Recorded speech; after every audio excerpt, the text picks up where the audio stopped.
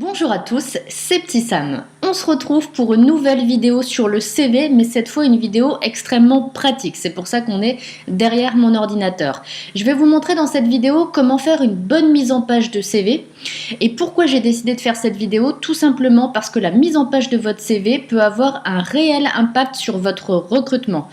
Parce que ça va vraiment influencer l'intérêt que le recruteur va avoir pour votre CV. Donc c'est vraiment important de s'arrêter sur la mise en page pour qu'elle soit bonne, pour qu'elle soit efficace et pertinente. Déjà, on va commencer par voir ce que c'est que la mise en page. On verra bien sûr à quoi ça sert. Surtout, on va s'arrêter sur comment faire la mise en page de votre CV. Et à la fin de la vidéo, eh bien, je vais vous offrir un e-book sur toutes les phases de la recherche d'emploi. Je vous expliquerai ça juste après. Déjà, donc on commence par la mise en page. À quoi ça sert la mise en page? Eh bien, la mise en page, ça sert déjà à bien présenter votre CV. C'est-à-dire qu'au premier coup d'œil, la première seconde où on va voir votre CV, ça doit faire bonne impression. Le recruteur doit se dire « Ah, voilà, ça c'est un CV qui est agréable, c'est un CV que j'ai envie de lire ». Et justement, en parlant de lecture, eh bien, une mise en page qui est efficace, c'est une mise en page qui doit vraiment faciliter la lecture de votre CV pour le recruteur. C'est-à-dire que le recruteur, il ne doit pas chercher l'information. L'information dont il a besoin doit vraiment lui sauter aux yeux. Et ça va être le cas si votre mise en page est bien réalisée, si les informations sont bien organisées, bien hiérarchisées, s'il y a vraiment différents niveaux de lecture dans votre CV. Et ça, je vous le détaillerai un petit peu plus loin dans la vidéo. Bien sûr, la mise en page de votre CV, si elle est bien faite, si elle est efficace, eh bien, elle va attirer l'attention du recruteur sur votre CV. Et ça, c'est vraiment aussi un des grands objectifs de la mise en page. Vous savez que pour un poste, pour une même annonce, il y a vraiment beaucoup de candidats qui envoient leur CV, de manière générale, bien sûr. Donc, il faut que votre CV sorte du lot. Et il va sortir du lot de différentes manières, mais notamment avec une mise en page qui va être efficace. Donc, la mise en page, on rentre un peu plus dans le vif du sujet. Qu'est-ce que c'est? Qu'est-ce que ça veut dire finalement faire une mise en page? Parce que bien sûr, votre CV il est déjà sur une page, mais vraiment mettre en page, qu'est-ce que ça veut dire? Eh bien, ça veut dire d'organiser l'information, de hiérarchiser l'information. C'est-à-dire que tout ne va pas se trouver au même endroit. Déjà, les informations les plus importantes vont être en haut du CV. Vraiment, on va aller du plus important au moins important, c'est-à-dire du haut vers le bas du CV. Et le recruteur, lorsqu'il cherche les informations qui l'intéressent en premier, eh bien, il va les regarder vers le haut du CV.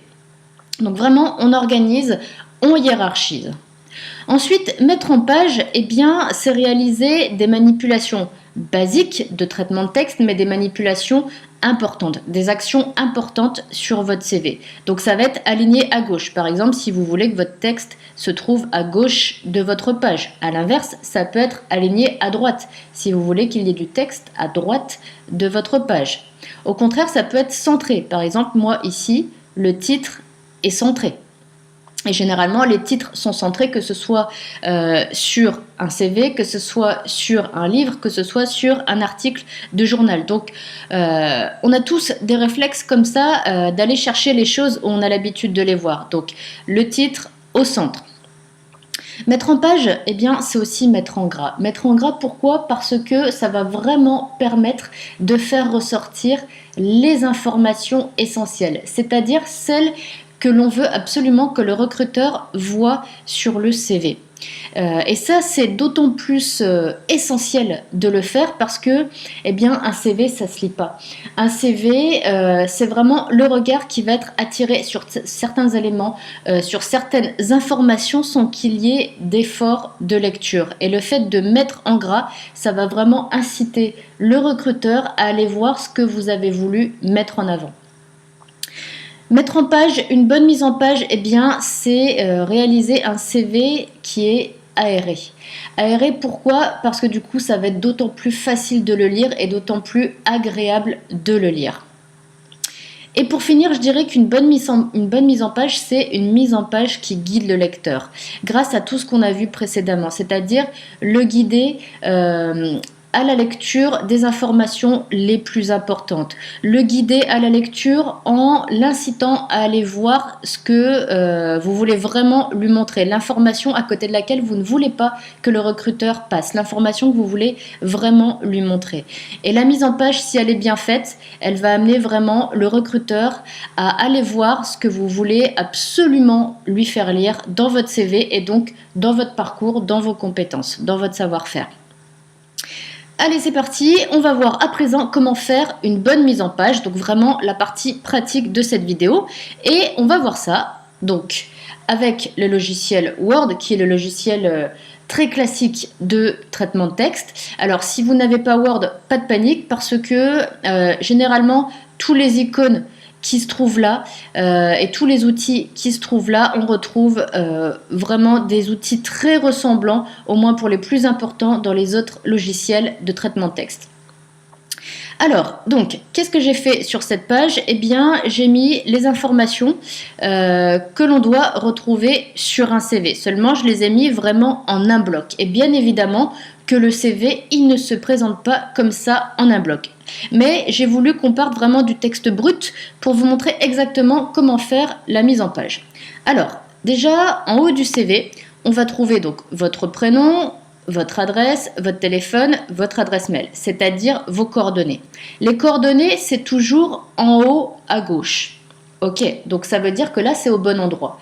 Les coordonnées, c'est pas mis en relief, c'est-à-dire surtout ne mettez pas de gras dans les coordonnées. Et là, j'insiste parce que je l'ai déjà vu, des personnes qui mettaient en gras leur adresse. Très clairement, ça sert à quoi? C'est-à-dire le recruteur, il ne va pas venir chez vous, donc il n'a pas besoin qu'on lui mette en évidence votre adresse. En plus, si vous mettez les mauvaises informations ou trop d'informations en évidence avec l'outil gras, donc l'outil gras, il est là, et bien du coup, plus rien ne va ressortir. Si tout est écrit de la même manière, plus rien n'est plus important qu'une autre information. Donc vraiment, le gras, on va le garder pour les informations les plus importantes et je vous dirai par la suite lesquelles.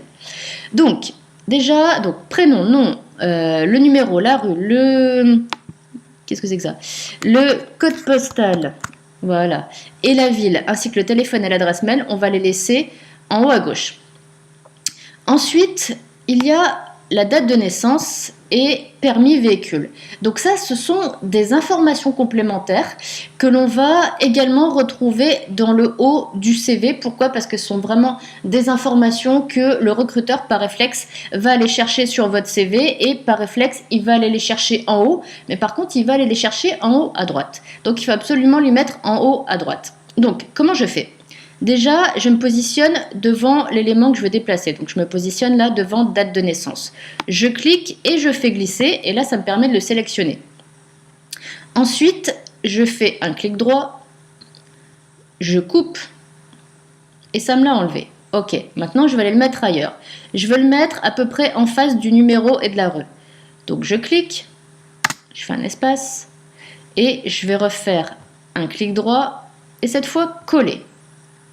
Ok, donc là ça m'a passé une ligne, je fais supprimer, ça m'enlève la ligne. Ok, seulement bien sûr c'est beaucoup trop collé au numéro et à la rue. Donc je me repositionne devant et je vais mettre des espaces pour le déplacer sur la droite. Alors effectivement il y a un outil pour déplacer à droite qui est ici et ça s'appelle même aligner le texte à droite. Seulement comme on a deux éléments sur une même ligne et que moi je veux mettre les deux éléments à des endroits différents, donc un ici là qui est aligné à gauche et un ici là qui est aligné à droite, là je vais faire des espaces. On verra tout à l'heure que c'est vrai que c'est beaucoup plus pratique de faire aligné à gauche, aligné à droite, mais quand on veut tout aligner sur une même ligne au même endroit. Je vais reprendre le permis de véhicule en faisant exactement la même manipulation. Donc je me place devant permis véhicule, je clique, je fais glisser. Ensuite, clic droit, couper. Voilà, ça me l'a enlevé. Ensuite, je me mets à l'endroit où je veux le repositionner, donc sur la même ligne que code postal et ville. Je fais un clic droit, coller. Ok. Ensuite, je me remets devant pour pouvoir le pousser en mettant des espaces ou des tabulations pour aller plus vite. Ok. Donc, j'ai la partie haute de mon CV, les coordonnées et quelques informations complémentaires. Voilà. Ensuite, alors, je me mets en dessous des coordonnées et je vais mettre un peu d'espace. Je vous rappelle que le CV doit vraiment être aéré pour être agréable à lire. Et là, j'ai mon titre. Donc le titre, on l'a vu, bien sûr, le titre, il est au centre. Il est au centre, mais le titre, c'est vraiment ce qu'on doit voir tout de suite dans le CV pour voir exactement à quoi est destiné votre CV, quel est votre projet professionnel, quel est votre métier. Donc, il ne faut pas le laisser dans la même police, c'est-à-dire la même taille d'écriture que le reste du CV. Si c'est dans la même taille d'écriture, ça ne va pas ressortir. Alors déjà, moi, je vais le mettre en 20 pour bien le faire ressortir. Je vais le mettre également en gras. Donc gras, c'est le G qui est là. Je clique dessus et vous voyez que l'écriture s'est épaissie. Donc c'est ça qu'on appelle mettre en gras. Ensuite, je vais tout simplement aller cliquer ici sur aligner au centre. Alors d'ailleurs, si vraiment vous n'êtes pas familiarisé aux outils de Word et que vous craignez de faire une fausse manipulation, déjà une chose importante, avant de cliquer, mettez-vous juste sur l'icône. Et quand on se met sur l'icône, regardez, voilà, ça nous indique de quelle icône il s'agit, de quelle fonction il s'agit. Donc là, on voit que c'est aligné au centre, c'est ce que je veux faire. Je clique et voilà, ça me l'a mis au centre automatiquement. Je trouve que mon titre n'est pas écrit encore assez gros, qu'il ne se voit pas assez. Donc je viens ici et regardez, quand je reste dessus, c'est marqué taille de la police. Donc la police, c'est l'écriture, c'est le style d'écriture. C'est en taille 20. Moi, je veux que ce soit plus gros, donc je clique sur la petite flèche et je vais le mettre en taille 24. Voilà. Donc là, ça me paraît pas mal. Je vais le laisser comme ça. Maintenant, par contre, je trouve que mon sous-titre compétences, il est trop collé à mon titre CV. Donc, je vais mettre un espace. Pour ça, donc, je clique devant compétences et je fais entrée une fois, entrée deux fois. Ça m'a passé 2 lignes. Ok. Seulement, mon sous-titre compétences, il est écrit comme le reste du texte. Donc ça ne va pas. Il faut que je le mette un petit peu plus gros. Pas aussi gros que le titre, mais quand même plus gros que l'écriture qui va être à l'intérieur des paragraphes. Là, c'est en 11. Je vais le mettre en 14. Voilà. Et je vais encore une fois le mettre en gras. Voilà. Ensuite, les compétences. Donc là, j'en ai mis 5. Ok. Mais j'aimerais bien qu'il y ait des petits tirets ou des petits points devant mes compétences, comme si je faisais une liste. Donc là, exactement, ces petits tirets, ces petits points qu'on voit parfois sur les documents, ça s'appelle des puces. Donc déjà, je me mets devant l'élément devant lequel je veux mettre une puce. Donc là, ici, je suis devant compétences, j'ai cliqué, devant compétence 1, pardon, j'ai cliqué. Et je vais aller sur l'outil puce. Voilà, si vous voyez derrière mon curseur, c'est écrit puce. Je clique. Et voilà, ça m'a mis une puce. Je vais faire la même chose devant compétence 2. Je me mets devant, je clique. Et je vais cliquer encore une fois sur puce. Compétence 3, je clique devant compétence 3, je clique sur puce. Idem pour compétence 4. Idem pour compétence 5. Et là, du coup, ça fait déjà un bloc qui semble beaucoup plus organisé et beaucoup plus agréable à lire. Ensuite, donc, il faut que mes différents paragraphes de mon CV soient espacés. Donc, je me mets devant expérience. Vous pouvez mettre expérience ou expérience professionnelle. Vous pouvez le mettre au singulier, au pluriel, ça n'a pas d'importance. Et du coup, comme je veux espacer, eh bien, je fais entrée. Voilà, je vais même passer une deuxième ligne. Ça m'a l'air pas mal comme ça. Si je vois tout à l'heure que ça déborde de ma page et que j'arrive sur 2 pages de CV, je réduirai les espaces. Mais pour l'instant, ça me semble pas mal. Alors là, je vais vous montrer un super outil qui va vous faire gagner beaucoup de temps. Alors, moi, je veux que tous mes sous-titres, donc compétences, expérience, formation et où il est centre d'intérêt, soient écrits de la même manière. Donc, j'ai déjà mis en forme le sous-titre compétences, c'est-à-dire que j'ai augmenté la taille de la police et je l'ai mis en gras. Donc, plutôt que de répéter les mêmes manipulations à chaque fois, qu'est-ce que je fais? Là, je surligne. Donc, je me mets devant, je clique et je glisse. Donc, je surligne compétences et je vais chercher ici le pinceau. Et le pinceau, il va me permettre, si vous lisez ce qui est écrit en dessous de mon curseur, il va me permettre de reproduire la mise en forme. Je clique une fois sur le pinceau et vous voyez que mon curseur a changé de forme. Je clique cette fois sur expérience et ça m'a mis tout de suite la même mise en page que le sous-titre compétences. Donc j'ai pas besoin de remettre en 14, j'ai pas besoin de remettre en gras. Ça me fait gagner une manipulation.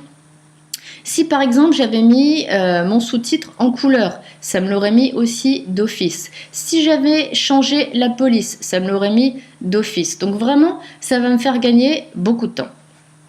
Alors ensuite, dans expérience, j'ai quoi? J'ai date, intitulé du poste, entreprise et ville. C'est vraiment les 4 éléments qu'on doit trouver pour chacune des expériences que vous allez mentionner. Par contre, idéalement, chaque expérience doit se trouver sur une seule ligne, doit prendre une seule ligne sur votre CV. Sinon, votre CV, il va faire plusieurs pages et c'est pas possible. Un CV, c'est seulement une page.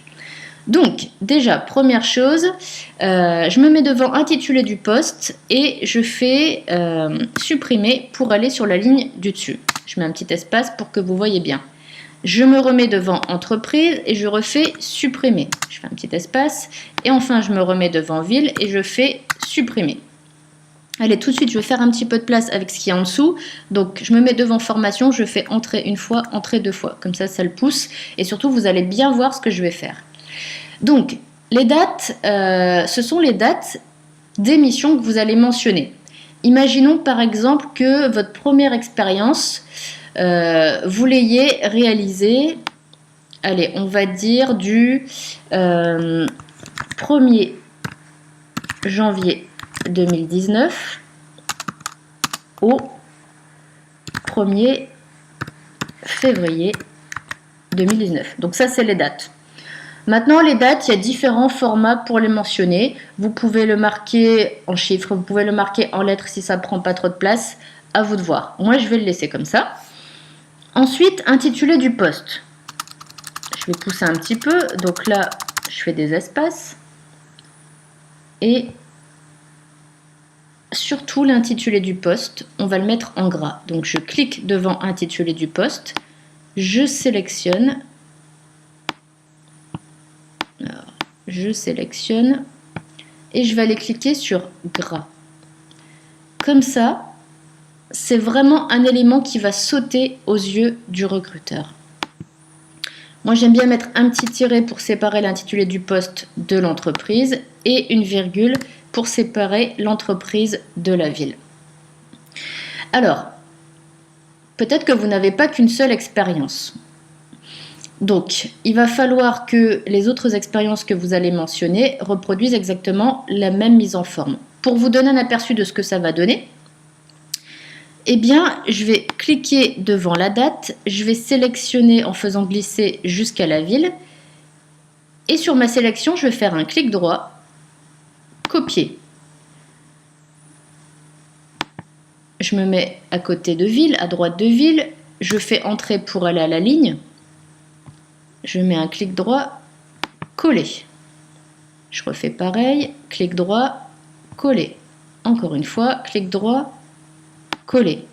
Et là, vous voyez que vraiment, dans ce paragraphe expérience, ce qui va ressortir en premier, là ça saute aux yeux, c'est vraiment l'intitulé des métiers que vous avez réalisés. Donc vraiment, ça, c'est quelque chose d'essentiel pour attirer l'attention du recruteur sur vraiment les choses les plus importantes de votre parcours, en l'occurrence, dans ce paragraphe expérience, les métiers que vous avez réalisés.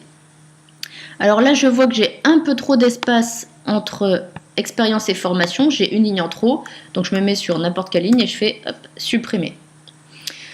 Ensuite, donc formation, je veux que ce soit exactement dans la même mise en forme que expérience et compétences. Donc je fais comme tout à l'heure. Par exemple, je sélectionne expérience. Je vais chercher mon pinceau et je clique sur formation. Voilà, la mise en forme est reproduite. Alors, pour mettre en forme ensuite les différentes formations que vous avez réalisées, on va se baser exactement sur le même modèle que la mise en forme des expériences. C'est-à-dire les dates.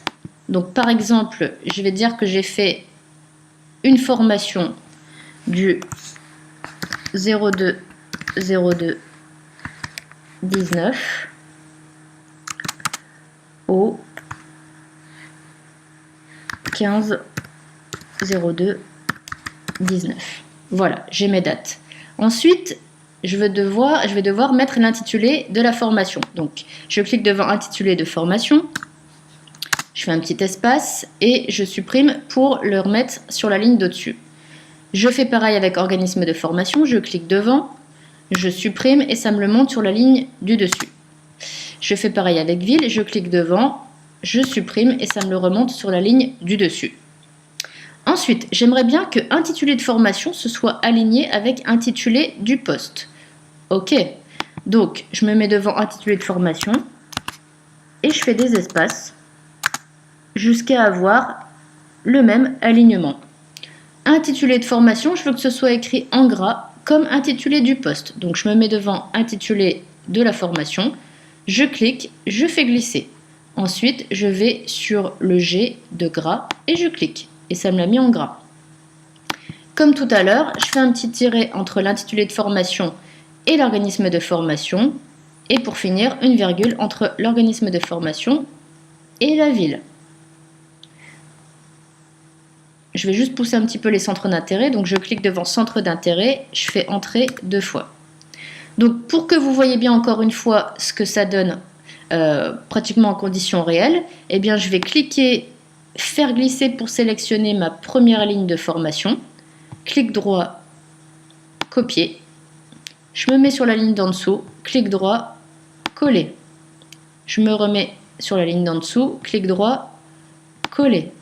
Et là, vous voyez qu'encore une fois, les intitulés de formation ressortent bien.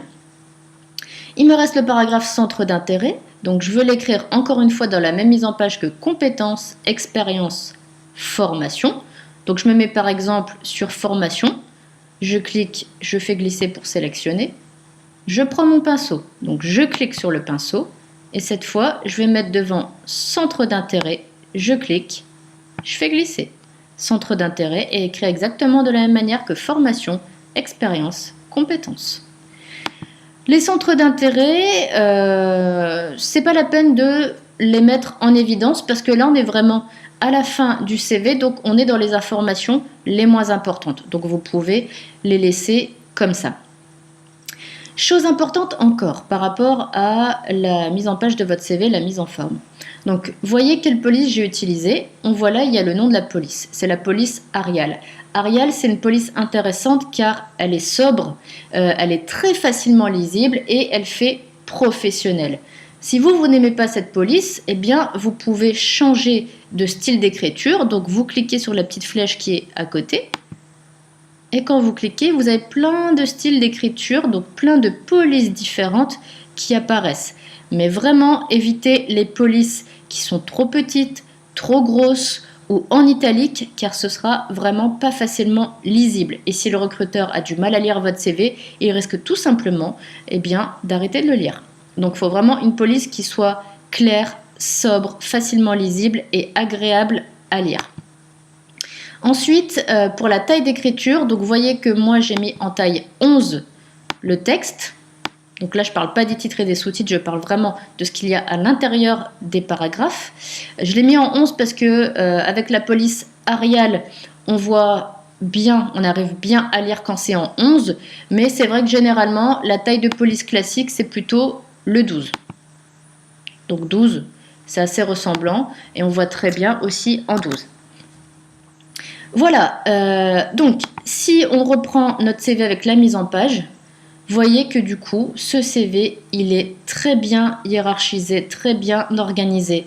On sait exactement où on va trouver les informations grâce aux sous-titres. On peut aller voir vraiment ce qui nous intéresse tout de suite et sans faire d'effort de lecture, il y a des choses qui ressortent de manière évidente. C'est le titre, les sous-titres et surtout les intitulés des métiers réalisés, les intitulés des formations réalisées. Donc ça, c'est vraiment une mise en page qui va être efficace et qui va permettre aux recruteurs de lire facilement votre CV et de trouver tout de suite vraiment l'information qui va l'intéresser. Voilà, donc on a vu vraiment comment faire une bonne mise en page de CV. Comme je vous l'avais dit au début de cette vidéo, maintenant je vais vous offrir un e-book. Un e-book qui va vous donner 45 conseils pour éviter les erreurs sur toutes les phases de la recherche d'emploi. Donc cet e-book, si on le regarde d'un petit peu plus près, quelle partie il comprend? Sur quoi il va vraiment s'intéresser cet e-book et quels conseils il va vous donner? Il va vous donner des conseils sur tout ce qu'on doit préparer et vérifier avant de débuter une recherche d'emploi. Ensuite, des conseils sur les offres d'emploi pour trouver tout de suite ce qui vous intéresse et ne pas vous tromper dans votre recherche. Ensuite, bien sûr, des conseils sur le CV pour faire un bon CV, un CV percutant et efficace qui va intéresser le recruteur. Qui dit CV dit aussi lettre de motivation. La lettre de motivation, c'est pas facile à l'écrire, c'est pas facile à trouver les bons arguments et dans une lettre de motivation, on trouve souvent des erreurs. Donc moi je vous dis quelles sont les erreurs les plus fréquentes et comment les éviter. Après le CV et la lettre, eh bien sûr, il s'agit d'envoyer votre candidature par mail. Donc là encore, je vous mets en garde contre les erreurs les plus fréquentes qu'on voit chez les candidats qui envoient leur candidature par mail. Ensuite, bien sûr, des conseils sur l'entretien d'embauche, pour faire un bon entretien d'embauche. Et pour finir, des conseils sur ce qui se passe après l'entretien.